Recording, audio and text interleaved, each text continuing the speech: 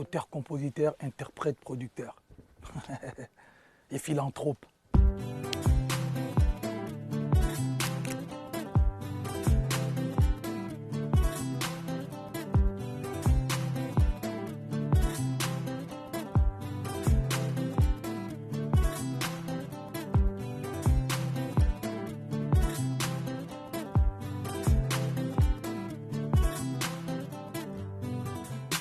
J'ai commencé à fredonner quelques notes de musique quand j'avais 13-14 ans, dans mon quartier avec des amis. Et puis il y avait aussi une influence musicale, religieuse chez moi à la maison. J'ai commencé à l'église, moi. J'ai gratté la guitare, joué au congas, à l'époque on appelait tam-tam, bunda, comme chez nous. Donc j'ai chanté à l'église avec la famille, avec mes sœurs, mes cousines, et puis voilà. Mon père, par contre, lui, il aimait beaucoup la musique traditionnelle de chez moi. Les dimanches, il y avait des groupes traditionnels qui venaient jouer chez nous à la maison. Donc j'avais déjà une forte influence de la musique congolaise moderne et la musique folklorique.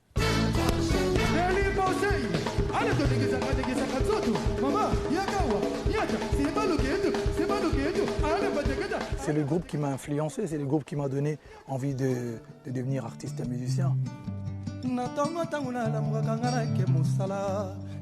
J'ai découvert que j'avais une voix plutôt pas mal à l'internat. Je savais que j'étais plutôt bon danseur et j'ai essayé de chanter aussi au début des années 90 avec mes amis. Mais c'est à l'internat que j'ai pris pour la première fois un micro pour chanter.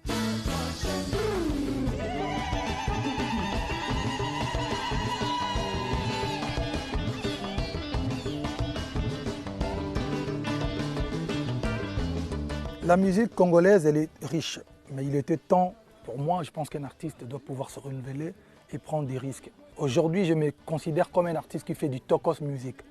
Pourquoi Tokos Music? Tokos Music, c'est mon univers en fait. C'est le mélange de la musique congolaise de base et la musique urbaine internationale. C'est ça qui donne Tokos Music.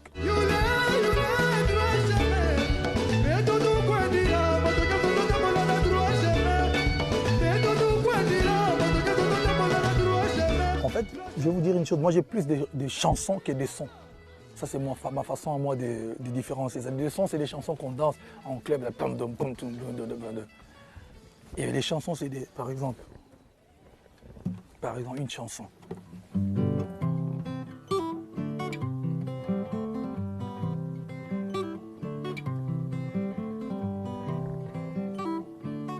Chérie nangai kana sucré, bébé à moi kana sucré.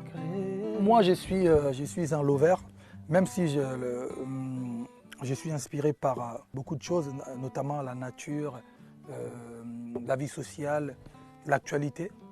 Mais je reste quand même quelqu'un qui aime partager l'amour et faire voir aux gens que l'amour pour moi c'est la meilleure des choses qui peuvent exister.